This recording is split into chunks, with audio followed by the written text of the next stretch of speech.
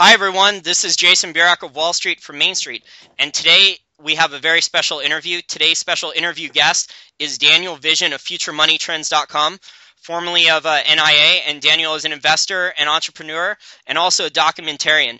How are you doing today, Daniel? Good, sir. Glad to be with you. That's good. Looking at the market today, the dollar was up and all commodities were down. I was wondering, Daniel, there's been a major pullback in silver. Do you see this as a buying opportunity, and how much longer do you think this pullback's going to last? Well, it's kind of hard to say exactly when, because we're not actually seeing a market correction, though we were definitely overdue for a correction because silver did go parabolic and reached all the way to basically $50 an ounce. So it needed a correction, but we're not actually seeing that market correction that was needed. We're seeing really a correction from the CME. The CME has now hiked margin requirements 5 times in the past 9 days. Yesterday announced 2 separate hikes, one that will occur, I believe, tomorrow and one that will occur on Monday. So, when you look at 8 days ago, people had to have roughly, I believe, 16,000, I want to say, to maintain a contract, and now it's moving up to $21,600. So that is causing people to they're literally being forced into a liquidation, and they either have to come up with more cash or they've got to sell silver. So we've got a lot of selling, but it's not because people don't want to own it. It's because of the CME group's manipulation, really, in the market. I mean, I don't know what else to call it. It's kind of, you hear people often say, oh, they've attacked the precious metals market. And I hate when people do that because they just generalize it and they don't explain why. Well, this is a great example. Here's the margin requirements that is excessive. I mean, 2 in a week would have been unusual. 3 in a week, unprecedented. We're talking about 5. So this is something that just does not happen. And we're seeing it in the silver markets. Could they do it again? Yeah, they could raise it again. So I'd say if they don't hike margin requirements again, I would say we're pretty safe. The reason I think that we're actually kind of okay now at $35, because it's actually kind of backfiring on the CME. Yes, they are crashing the silver market, but the physical demand and the physical delivery increases have not let up at all. So, now people are getting it for $36, $37 because nobody pays spot, of course. And this could actually move the comics into a situation where people see, it's kind of like the emperor with no clothes. The fact is according to the CME, I want to say, I can't really think of the guy's name. It was under oath, though, last year. And he admitted that for every 100 ounces of silver that is traded, there's only 1 physical ounce to back it up. That would be, I think, Jeffrey Christian of the CME group, Daniel. I think that the one you're thinking about. But, Daniel, do you think that we're starting to see a lot of the games, that the Hunt brothers had played to them? Because I really, after researching, what happened to the Hunt brothers, a lot of the rules, were changed during the game as the Hunt brothers, continue to accumulate positions. And from what I read, up at the last point there, the CME changed and the COMEX changed the rules to the point where no one was allowed to, buy any silver futures contracts, and they forced, a complete liquidation day. Yeah, I mean that goes back to that original question. Is it done correcting? We don't know because they could continue changing the rules. Now, of course, eventually, if you just can't buy silver on margin, they can't mess with that part of it anymore. At least. I think the big scare for people, especially, they did hike gold, but it's nothing like what's going on with silver, because gold is easier to manipulate because the fact is there's 5 to 7 times more gold than there is silver. Silver is not easy to manipulate because there just simply isn't that much silver. When you've got people demanding physical delivery, when you've got nations like China, even though they produce, I want to say they're in the top 3 for production, yet they're the number 1 importer of silver. When you've got that kind of demand for physical silver, you've got a problem as far as trying to keep the price low. Now, I like silver because of the industrial side of silver. The precious metal, the inflation side of silver, to me, that's the gravy. And I think one of the big things is the dollar was kind of in a free fall. If you look at it just last week, and the metals were going up, silver was going up, oil was going up, everything's going up. And now all of a sudden today you had this huge turn. And, I almost look at this as a huge head fake for QE3. And I don't think they're going to call it QE3. I think they're going to call it something else. Just like if you think about it, QE1 and QE2 is just another name for printing money. So now they'll name it something else. But I think today is the start of a nice head fake. Metals are down, oil's down, deflation is what people are worried about now. Those are some good insights, Daniel.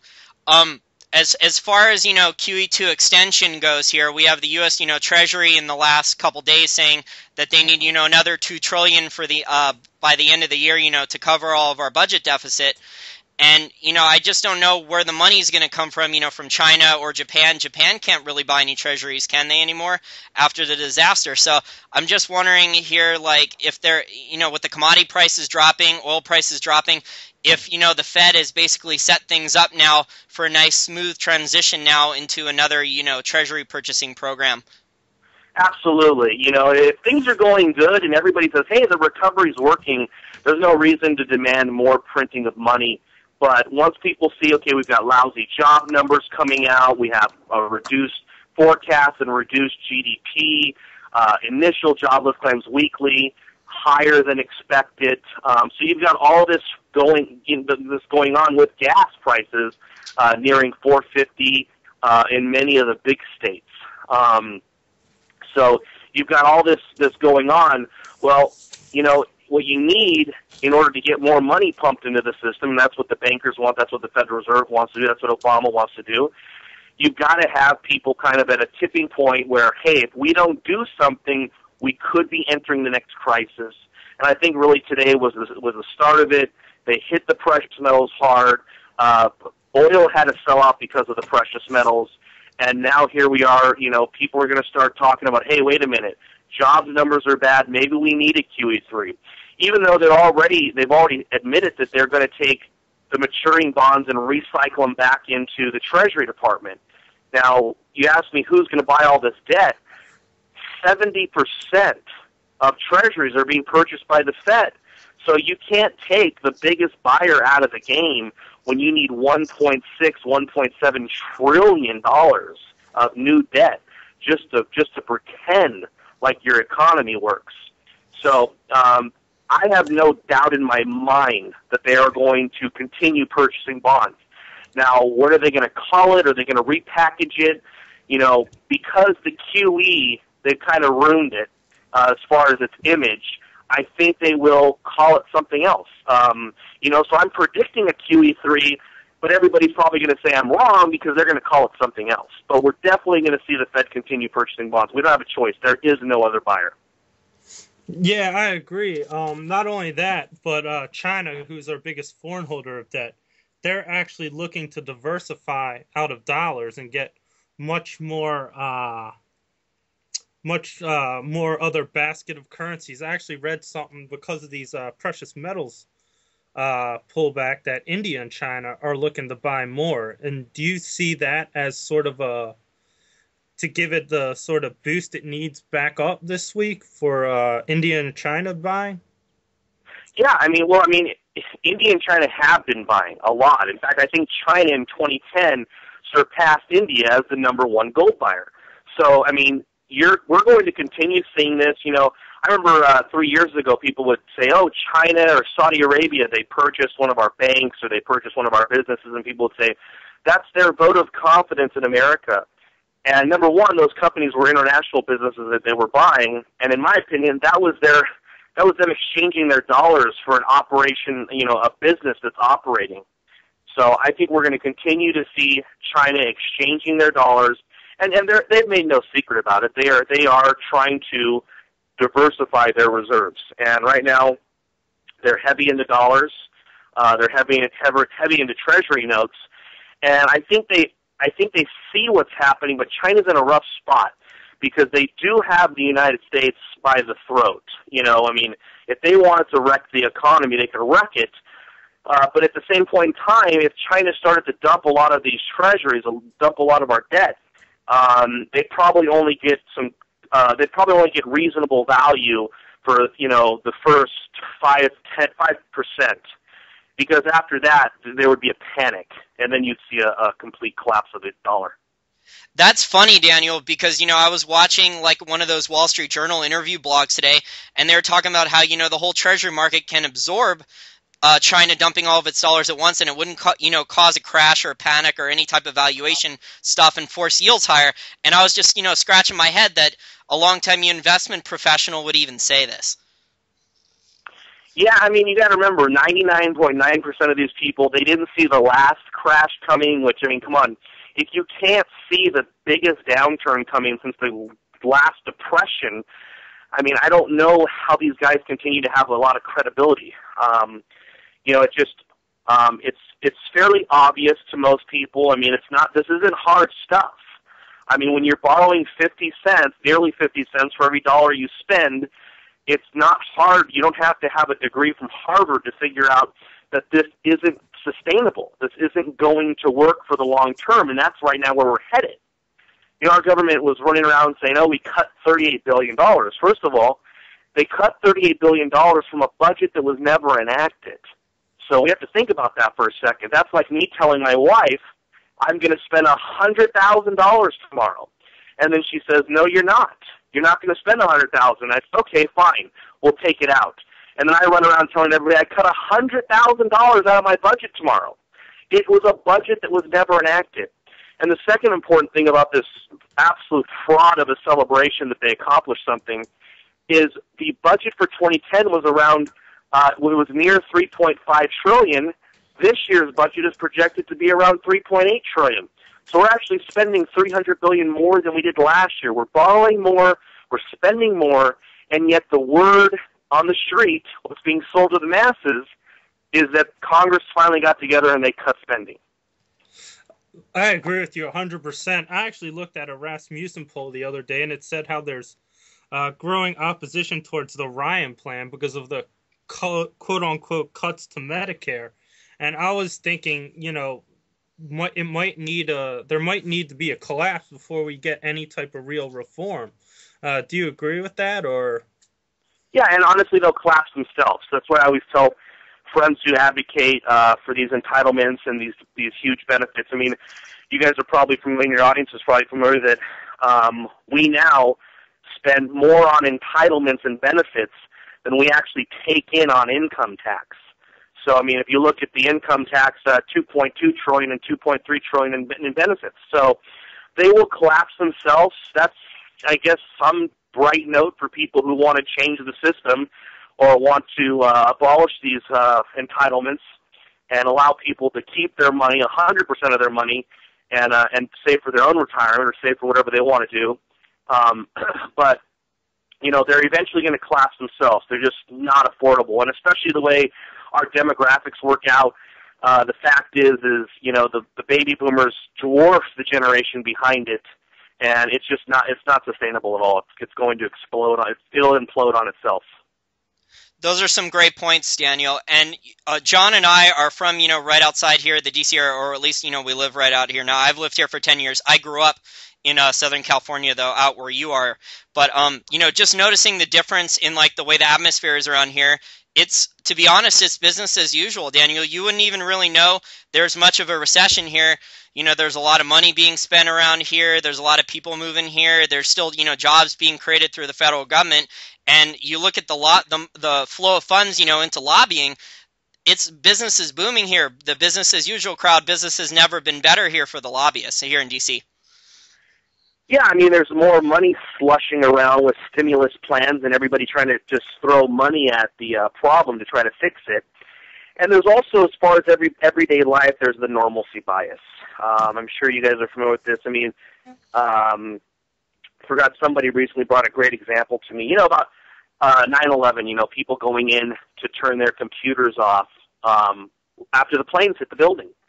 And, we see this all the time in different things, where there might be a tornado heading over something, but, someone stays and continues working in their front yard or whatever. So It's just the normalcy bias. People want to know normal. And even people who know what's coming, they get stuck in the normalcy bias. I mean, you know, I talk to people all the time who see this, who know this. They're buying gold, they're buying silver, they're buying a little food, but here they're remodeling their whole house, and it's like, wow, really?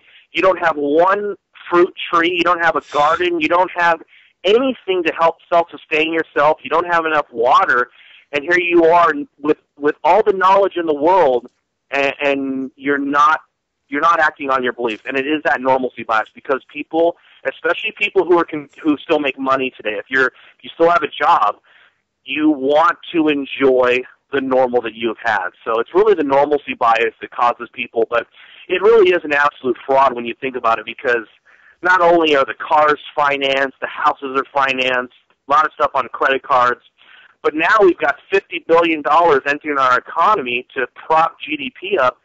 That money comes from people who aren't paying their mortgages. So we can pretend that the economy is in recovery, just chugging along, but remember, we've got millions of people not even paying for housing costs right now. Oh, yeah, great point. Not only that, we also, half of our population doesn't pay taxes. And I was actually listening to something interesting, and I actually want to get your opinion, I was listening to a Peter Schiff show, and he said he thinks hyperinflation is a possibility, but he thinks government will end up doing the right thing. I haven't seen any sign of it yet. I was wondering, do you think they'll end up doing the right thing, or do you think, or they might be forced, or do you think hyperinflation is the end game? I think it is politically impossible. Impossible. There's zero chance. You know, we call it hyperinflation because it's the best description, but it's really a currency collapse because of the economic collapse, and it works either way. If you were to cut spending, you got to remember, government is involved in every aspect of our life. So the economy is seriously dependent on the government. Everything. I own my house. I can't even do anything to my house, or I can't even do anything to my backyard in California without asking the government's permission and paying a fee and paying permits. So, of course, any cut in spending is going to greatly affect the illusion of the economy we now live in. Now, of course, the opposite of that is any continuing of spending and borrowing the way it is. Eventually, that is going to cause us to fall off a cliff. So, you're really damned if you do, damned if you don't, because of the illusion. The best way to put it is, because the government has these artificially low interest rates, the government encourages people to borrow for their homes. They give them a tax deduction, encourages people to borrow money for school. They'll even back the program if you default, so you've got rising tuition costs. If you were to take some of that away, you're talking about literally collapsing the economy as we know it, because if you think about it, there are people who are realtors, who are construction workers, who do something in the housing market. They work at Lowe's. They work there because the government is propping up the real estate market. I know people say the real estate market's down, but come on, let's be real. Fed funds rate is at 0%, and the Treasury's funding 90% of the loans. So there are people who have literally made life decisions in their careers because of an illusion, because the economy looks like it's real. So cutting spending would destroy the economy because it's not a real economy. It's not sustainable.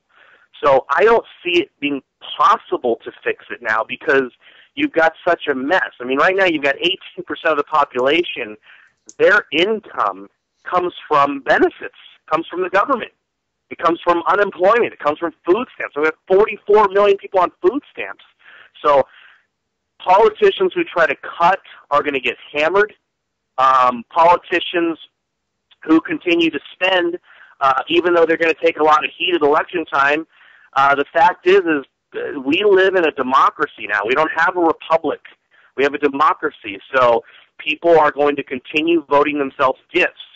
Now, people in California don't like the gifts people in New York are getting, but we're not going to ever let a politician take away our gifts.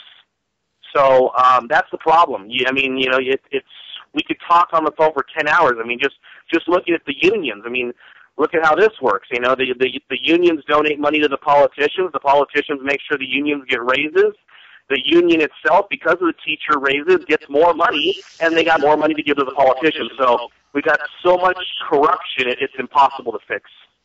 That's some great insights, Daniel. I completely agree. I mean, I've seen a lot of documentaries. I don't know if you saw The Cartel yet, about education and politics, about the New Jersey educational system, but I just recently saw that, and I was just amazed at how corrupt, you know, the educational system was, and the teachers' unions, and all that stuff in New Jersey. I'll have to check that out. Very interesting. But, yeah, I wanted to transition here. You know, you brought up California. So, you know, there's a lot of people that say that, you know, as California goes, the United States goes. So I wanted to get your boots on the ground opinion of, you know, how things are going in California, you know, with the taxes, if corporations are leaving the state, how real estate's doing, and stuff like that. So if you could just talk about California for a little bit. Our real estate market is stagnant. Many of the areas are in deep depression because of the amount of foreclosures. I have a friend who does foreclosures for GMAC and B of A, and they've pretty much halted their foreclosures in California because there's not only a lot of listings on the, you know, in the area, but then you've got shadow inventory, and then the banks don't want to foreclose people out of the homes because then you've got just more vacant homes on a street. So California's real estate market is really shot out, and that's not good because California, that's kind of the bread and butter for California is the real estate market. You know, construction, realtors, loan officers, the whole thing. And, you know, obviously if these people aren't making money, they're not taking the money down to Chili's, they're not taking money down to Target. So California, just to give you an idea of the situation we're in, the U.S. economy is a 71% consumer economy. California is an 81% consumer economy. Wow. So we are dependent on consumption even more than the rest of the state, or excuse me, the nation. So when you see corporations leaving, they're leaving because of high taxes. We're being threatened with even higher taxes now. Californians, when you include state and local and sales tax, Californians actually pay the highest tax in the country. I can tell you personally, I pay near 50% when I include my federal income tax. So I'm literally working, and I have to give, you know, from these mobsters in Washington and Sacramento, I have to literally give them 50% of what I make. That's like right out of the, you know, Atlas Shrugged, Daniel. That's just unbelievable. You know, the looters versus the producers. Yeah, and you think about it, it's really sad because, you know, here we've got, California does have one of the highest unemployments, and I would love to hire some people to do some more work for me. But unfortunately, I can't. And, you know, number one, I have to deal with the workers' comp in California. And then, you know, the fact is that the state's taking the state and the federal government's taking 50% of my income. And, of course, you know, I personally, I'm a huge advocate against the income tax. I pay it because I don't want to go to jail. But I think it's just the biggest scam out there. I mean, here, I get taxed, and then the people I pay, they get taxed. And, of course, when we go out and spend our money, we pay sales tax. And everybody who makes money from whatever they sold us, then they have to pay the income tax. So the income tax is just an abomination to our Constitution and to everything our founding fathers believed in. To me, it's a personal personal and private property issue. You know, can we in this country work and keep what we make? And right now, that's not the case. Yeah, just to back you up, my brother lives in Texas.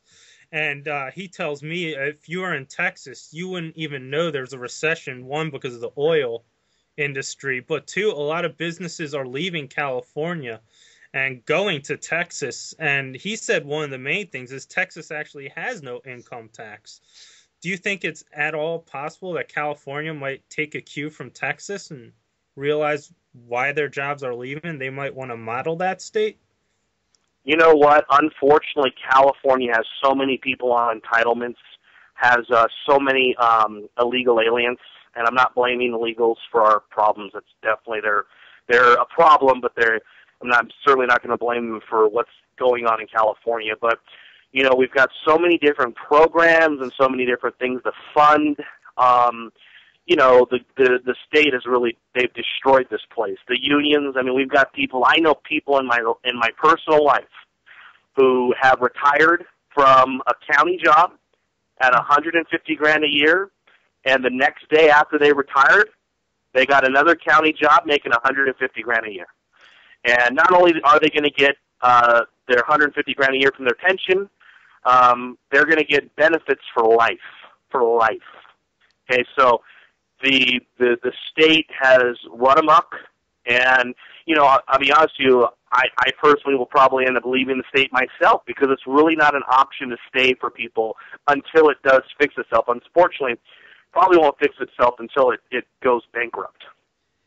Yeah, I agree with you, Daniel. I think things are going to get a lot worse, in California and also across, most of the U.S. here in general.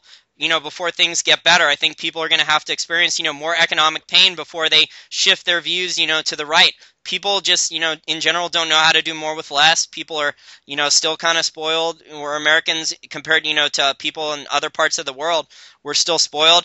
And, California could pay its bills right now, Daniel. California has how many barrels of oil offshore? They have, a good amount of natural resources. They could allow mining. They've got, one of the top rare earth deposits in the world there at Mountain Pass, once it was fully drilled off. I was actually, reading an article about Molycorp Company, and Molycorp, has a humongous tailings pit for like 40 or 50 years worth of rare earth reserves, on top of what they're listing right now, and Molycorp won't declare those because if they declare, the reserves and add the value to their shareholders, California is going to instantly tax them, 40% on them. So this is, and those are productive jobs, the oil stuff and the mining stuff. We have to have those, and California could pay its bills immediately. Yeah, the government, especially, think about all the misallocation of funds to these green energy jobs and stuff. That just, I'm not against them, but I'm certainly against the government trying to stimulate it because, I mean, if you're going to spend money, you might as well spend money on something where you get your bang for your buck, and that's going to be something like you just said, like in the oil industry down here in California, which could be very strong, and mining. I have a mining company that I know of about 45 minutes away from my house. And because they're in California, they're actually 10 years out from even pulling a single ounce of silver out of the ground. Because in California, it takes about 6 to 7 years just to get permits. Now now here's the biggest thing: the property happens to be in one of the biggest depressed towns in California. So here you have a situation where you could have a jobs boom in this city. But because of state laws, because of regulations, it's not going to happen.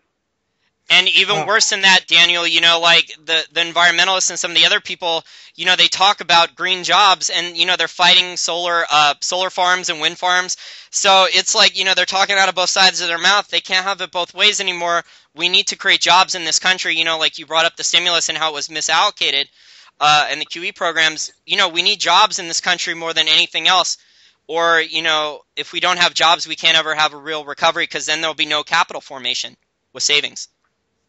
Yeah, exactly. I mean, the government, of course, if you look at the housing recovery, because the government defines everything as far as what the masses will believe, everybody thinks the housing recovery means housing goes up. But if you actually want to have a great housing market, you'll get the government out, which would, of course, you'd be taking out everything that's propping it up.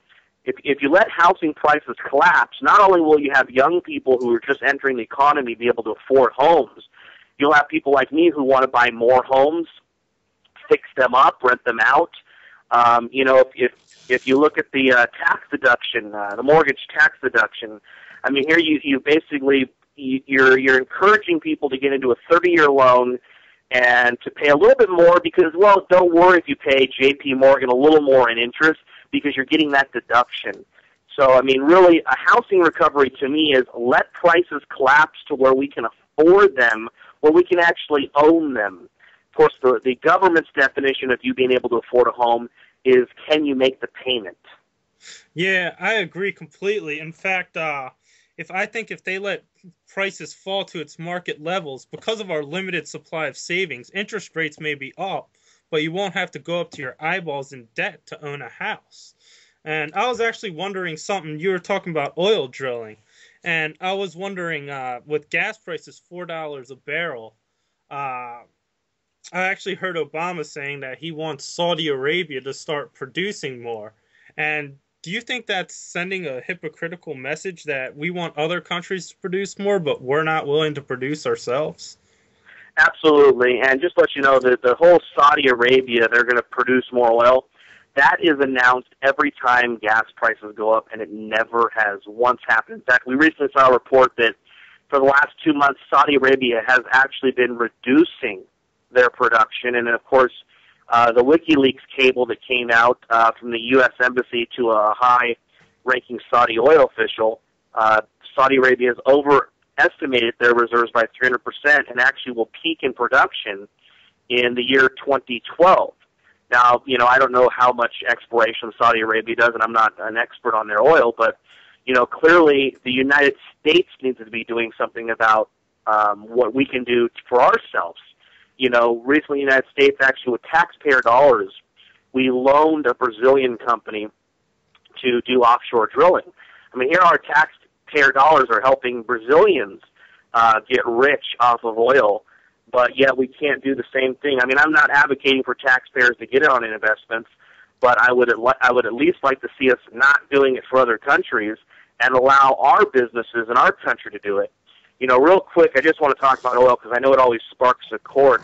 Just to let everybody know, in case you don't know, when it comes to the BP spill, the BP tried to drill 500 feet off of the shore where it was much shallower waters, and they actually got the state of Louisiana's permission, and it was approved, until federal government regulators said no. They vetoed that permit, and they actually set the site where the spill was.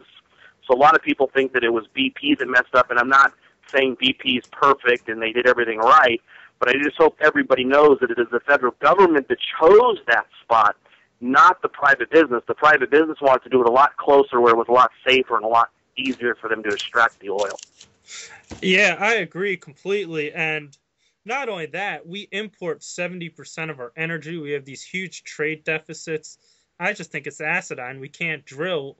Think of how much our trade deficits would lower. And the thing about Saudi Arabia, from what I've read, that they're running out of light sweet crude, and now they're getting into more heavy oil, too. Yeah, so, I mean, that's, of course, $100 oil should cause people to start exploring some areas that wasn't worth their time at 50, just like a lot of people are going into these old silver mines that, they produced in the past, but, of course, they couldn't make money at $300 gold, but now they certainly can make a pretty hefty profit off of $1,400 gold or $1,500 gold. Yeah. So, I mean, I hope the United States begins to unleash the market, unleash the marketplace. The unfortunate thing is we're going to have a significant depression because there are so many imbalances in our economy, and every time a bubble is about to collapse, they inflate more air into it to try to keep it propped up for a few more years.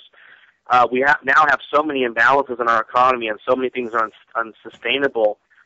Even if we were to just have a free market tomorrow, and Ron Paul was the president and held every seat in Congress and the Senate, the United States is going to have to live within its means, and that's going to mean a significant reduction in our lifestyle.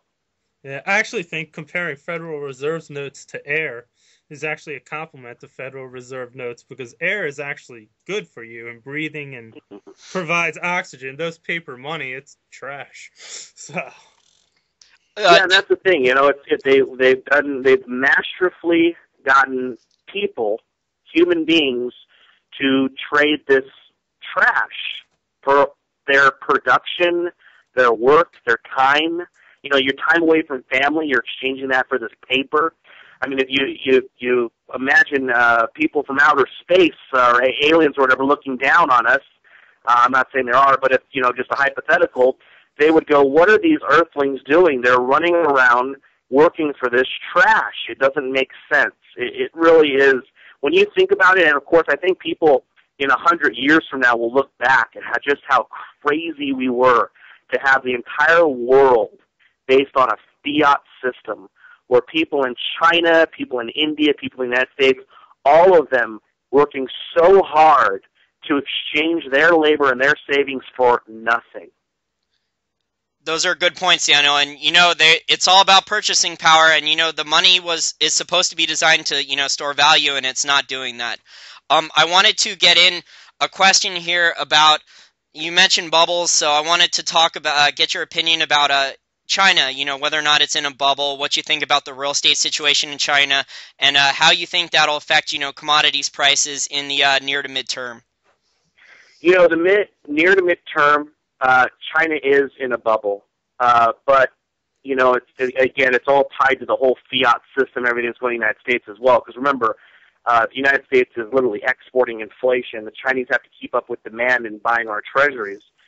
So, when you look at the long term, though, for commodities, I think we're going to see China continuing to basically gobble up these commodities. I mean, Japan right now actually is a bigger issue than China, because here's an industrialized nation that needs to rebuild itself. So I think that's going to cause a significant pressure on Japan, on global commodities from Japan, as well as Japan is looking for an alternative to their nuclear facilities. So they're going to be buying more oil and natural gas. I'm very bullish on China for the long term. China is going to affect a lot of things, especially things like the silver market. Because if you look at, where above ground silver went from 50 billion ounces 60 years ago to roughly a billion ounces today, or less than a billion potentially. That was done pretty much by the West, and then, the third world countries were there, but it was really the massive consumption was from the West. But I want you to imagine, billions of people, literally, for when you include all of Asia, they're going to want iPods and iPads and cell phones and vehicles and buildings, and everything's going to require silver and other commodities. So there is going to be a huge, huge commodity explosion. I think commodities for the next 15, 25 years, I think that's the place to be. Yeah, I agree 100%. In fact, I was when I started investing at 18, I used to think, based on U.S. environments and U.S., and now 10 years later, I'm thinking, what does China need? What does China want? So I sort of see from my own investing style the shift in power. And I was reading an article about China and their excess reserves, and how they want to use a lot of these reserves and get factories, especially in Mississippi, going, so they can so we can export goods. But we're not doing it because of the quote unquote national security. And I was wondering, do you ever see the U.S. showing a leap of faith and letting that happen, or will things just get worse? No, in my opinion, it's just going to get worse. And when you look at the fundamentals for China, I mean, they have this socialist. I know people say it's communist, but really it's socialist and state capitalist. Where they kind of anything goes if it's for the government's sake. But when you look at demographically for China, that's what's going to keep that system propped up. Demographically, China is in a really, really good spot right now, because just as the United States had their baby boomers entering their peak spending habits as they aged, because starting in 1981, basically you had baby boomers kind of entering the economy where they start to get married, had kids. By the 1990s, these baby boomers now have kids. Some of them have teenagers. A lot of them have teenagers where they're spending more money on their children. They're spending more money on automobile insurance. They're buying bigger homes to upgrade their families. China has the same thing going on right now. They're going to see that continue until 2025. So you're not going to see China peak in their spending habits as far as demographically looking at their population for another 14 years. And the U.S. actually is on the opposite story of that, because we actually, if you look at demographically our citizens, we actually peaked in, the majority of our citizens have peaked in spending already, the baby boomers. And now their spending is literally collapsing. The kids are out of the house. I try to put it in simple terms to people, I mean, if you look at my own personal life 10 years ago, all I had to do was drive my car to work and then, go to the movies on the weekends. Now I have a son. I've got to buy diapers. I've got to buy more food for my household. And, of course, as my son ages and I have more children, I am going to be putting more money in the economy. And that's what China has and the U.S. had from basically 92 to 2008. You had those baby boomers really hitting their peak spending habits, which happens at about age 45. That's over with. Problem is, for the United States, the generation behind the baby boomers is very small compared to the baby boomers. So there isn't going to be that. The spending cannot continue. We just don't have the people. Plus, people in China, they're producing more than they consume. They're used to doing more with less. So there's capital formation there. They have a higher savings rate like what people in the U.S. used to have. So there's good positive capital formation there. And if, Chinese real estate prices were to, correct 30-40%, you would see people with higher savings rate, probably come in and buy who haven't bought yet.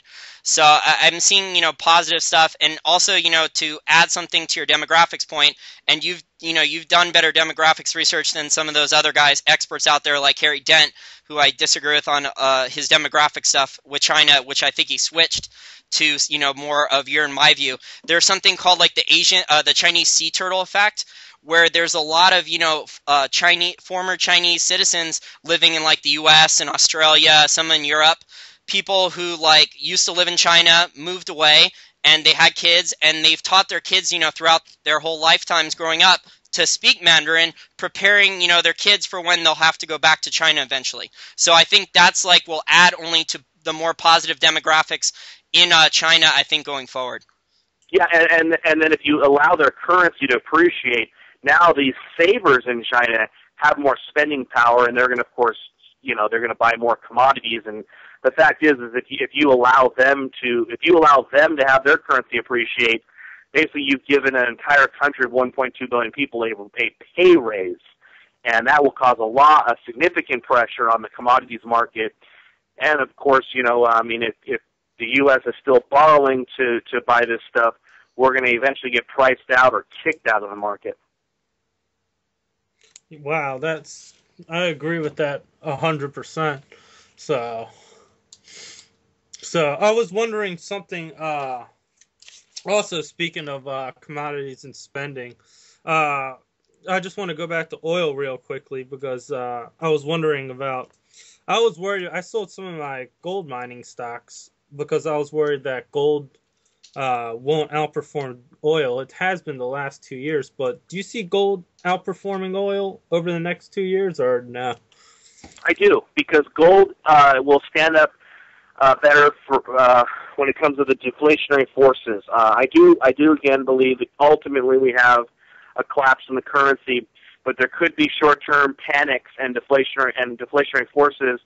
And gold, let's look at 2008. If we had something else like it happened like in 2008, here gold goes from, I'm totally trying to think about what it was like in 2008, but, gold went down, I want to say it was close to 1,000. It ended up going like to the high 700, low 800 range, but then it snapped back within about, I want to say 45 days.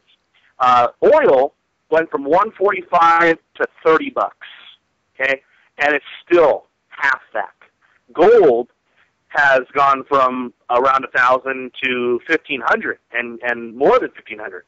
So I see even with the deflationary forces, I think gold is going to outperform.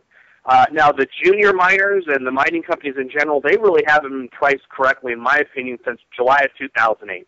I think once the junior miners specifically begin to get priced correctly, and people acknowledge the real bull market that we're about to see in gold and silver, and the demand for gold and silver increases just by even a hair from pension funds and other big major funds, I think you're going to see the junior miners explode. It's going to be epic. I completely agree with that too, Daniel. I'm running the valuation analysis, on the juniors, and even, when silver touched, $50 over in Asia briefly before it started basically correcting here, I was running the valuation analysis on some of them, and they weren't even pricing in, $30 silver, and some of the gold miners weren't even pricing in $1,000 gold. So yeah, people have to remember these juniors. There's no volume for them. I mean, I know a lot of companies I'm following, and they, when you look at the dollar volume, it's about 20 grand, 30, 40 grand. So there's no that kind of tells you, though, just in case anybody thought we were in a bubble, that tells you you're definitely not in a bubble, because there's just simply is no demand for the juniors.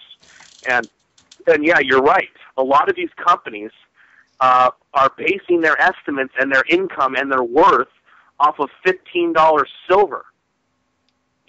Silver's double that, yet their stocks haven't moved at all. Yeah, it's a great point, Daniel. So I after this correction here, I'm going to put my money where my mouth is still, and I'm going to continue to average into positions. I don't try and time the market perfectly. I'm an investor more than a trader. So, I just put my money where my mouth is, and if I think it's cheap and I run the numbers, then I buy more when I have more cash. So, yeah, a good rule of thumb that's always worked well for my life, and of course, I didn't always do this, but I've been doing it pretty religiously now since about 2008, is I only buy silver or stocks, and this is just my opinion, I only buy them when they're going down. A lot of people get in that mentality where I knew a lot of people who were buying $49 silver. Now, I don't think anything's wrong with that, because ultimately they'll be fine.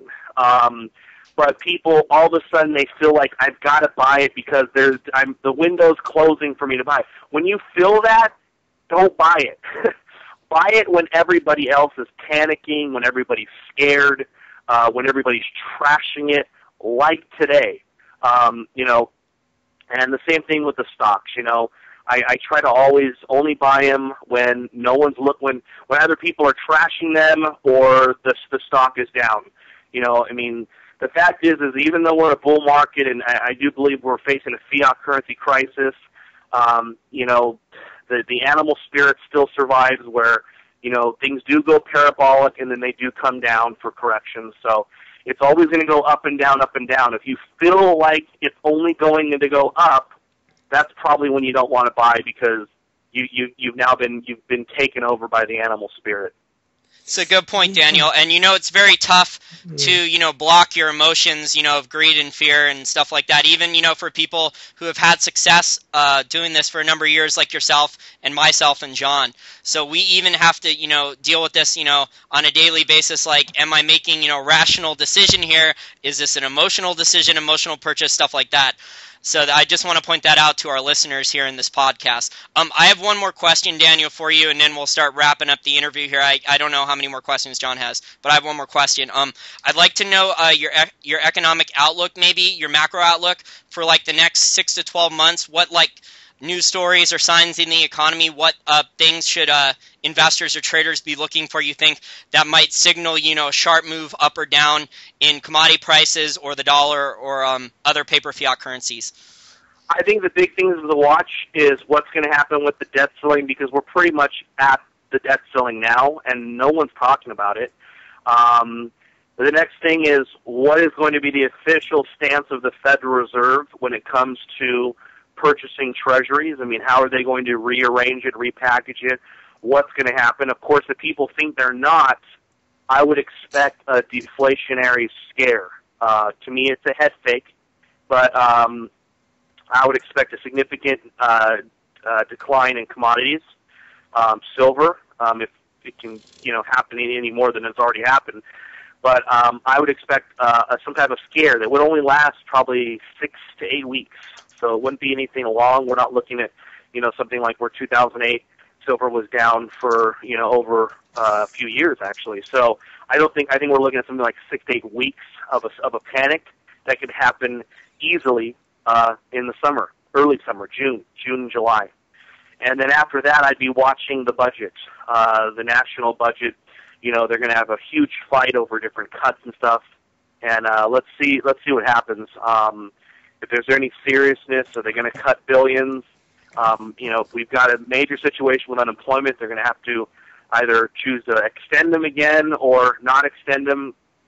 And either way, if they don't extend them, you're talking about an immediate effect of the economy when it comes to this stimulus-dependent economy. If they do extend them, it just lets you know that the spending it'll never end, because once you have 18% of the population dependent on government handouts, it's only going to uptick, and that's how democracies end up imploding on themselves, because you have so many people dependent on the producers, and as the producers shrink, the people who pay taxes shrink. Eventually that will implode on itself. But I can't think of any other major things. You've always got those wild cards out there if anything happens militarily or anything like that. But I would say we're looking this summer, my opinion, I think a high likelihood of some type of deflation scare. Oh, okay. Oh, wow. But I actually agree. I think there will be a deflation scare as an excuse to use QE3 or credit relief or whatever they want to call it. I actually wanted to go ask one more question. I just thought of this with California, and you talked about the mess it's in. I was wondering, what do you think's more likely a scenario for California? Do you think it's either default, or do you think they'll get a bailout from the Federal Reserve or the federal government? What do you think? Bailout. It's going to cause a lot of problems, because there's going to be 44 other states out of 50 that are going to want bailouts once California. California will get it because, number one, it's the largest state by far, 37 million people. Texas second, 25 million. New York with 19 million. So 37 million people, that's a lot of people. And it will only need a bailout, even though if you look at the unfunded liabilities, we're $500 billion. But they'll probably request something of 40 to 50, 60 billion dollars, and it's going to be a rough one for the government, especially the Tea Party people, because at the same point in time, here you just gave hundreds of billions to the banks, and here you have a state that will directly affect 37 billion people. But as you know, bailouts are like payday loans. It really doesn't fix anything. It just makes it so you last a few more. You kick the can down the road. But if they bail out the state of California, it won't fundamentally change anything. California's one of the biggest problems California has is all these assumptions that they're keeping people and not doing layoffs is because they're anticipating this huge, robust recovery. Well, everybody's kind of basing it on, the worst is usually 2 years, and then we see hiring. Well, look, the reality is you have different demographics for those recessions. So it ain't going to happen this time. It's going to continue in a downward spiral, and California is going to need a bailout, and I think they're probably going to eventually get one. And worse than that, Daniel, the Fed is selling, long-term puts on U.S. Treasuries like AIG was selling, credit default swaps on subprime, and the Fed now is also buying tips to, protect it. So we're going through a lot of, Banana Republic type of stuff here. I think basically you could say that, Endgame is getting close. It's accelerating. I don't want to give an exact date. You probably don't want to give an exact date, but it's getting closer. Yeah, and remember, the Fed can do the same thing with the state of California. They can start buying our bonds. They can do a brand new QE for just the state of California. So there are different ways they could bail out California.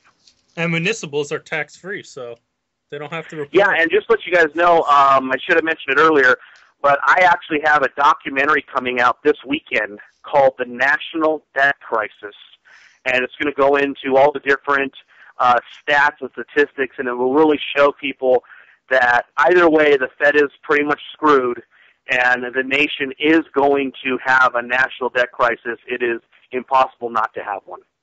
That's great, Daniel. I'm a big fan of your documentaries. Your gold and silver documentaries were just great, very concise. They weren't, too advanced for beginners to look at and understand. So, I was actually going to ask when you have a new documentary coming out, so you did part of my job already. To wrap things up here, Daniel, could you talk about where people can find your work, maybe how they can get in contact, with your stuff there on YouTube? I write weekly for FutureMoneyTrends.com. So you'll always get my articles at least once a week, and I do an analysis on the economy, on the markets, on what's going on. I can't help myself on mentioning gold and silver almost every article. And then, of course, I do videos every Friday on a YouTube channel called Vision Victory. Just one word, and you can either Google it or throw it into YouTube. And I do a video every Friday, pretty much pretty consistently, right around 3 p.m. Eastern Standard Time. The videos are posted. And basically, the videos are about it. Basically, pick apart the government numbers and try to see where they have lied or manipulated things, and just really try to get to the raw numbers and try to somehow find the truth using the different numbers that the government gives us and different private institutions. Yeah, that's great, Daniel. And that's very important that people, know the truth so they can, make smarter, better plans, for their investing account, for their retirement account, for their businesses even. Like, if they're a mining company or something like that, maybe they hedge, their oil or diesel costs, stuff like that. So I think you provide, a very valuable service for people. You're definitely, getting the word out there. And, hopefully, will help enlighten people who don't know who you are. And, you just do such a great job, but, there's still people who don't know who you are that should. So. Well, it's not about me, of course. This is really just, I'm a very private person. My goal is literally to help Americans understand what we face, hope that they'll start preparing, because the last thing you want to be in the next 10 years is a refugee. When you look at Katrina and you look at these people who were on roofs, you don't want to be that person. Right now, you still can exchange your dollar for something. When it comes to your retirement account or you have excess wealth that you want to do stuff with, it's not too late to buy a good company, a good junior mining company or a commodity company. It's not too late to go to Lowe's and buy trees that will provide you food. It's not too late. But eventually it is going to be too late, and you will not be able to exchange something for your dollar. The jobs won't be there. And at that point in time, you will be a refugee, and you will be 100% dependent on the government. Yeah, I agree. It's not too late, so best is prepare. And I definitely encourage everyone to look at Daniel's. I'm a subscriber to Future Money Trends and his Vision Victory on YouTube, so I look at it when it comes out. So it's good stuff. To wrap things up here, Daniel, John Manfreda and I would just like to thank you for your time here for this interview. Sure, you're a very busy man now. And we'd like to hopefully interview you in the future, get you back on here shortly. Absolutely. I appreciate everything you guys are doing as well. Thank you very much.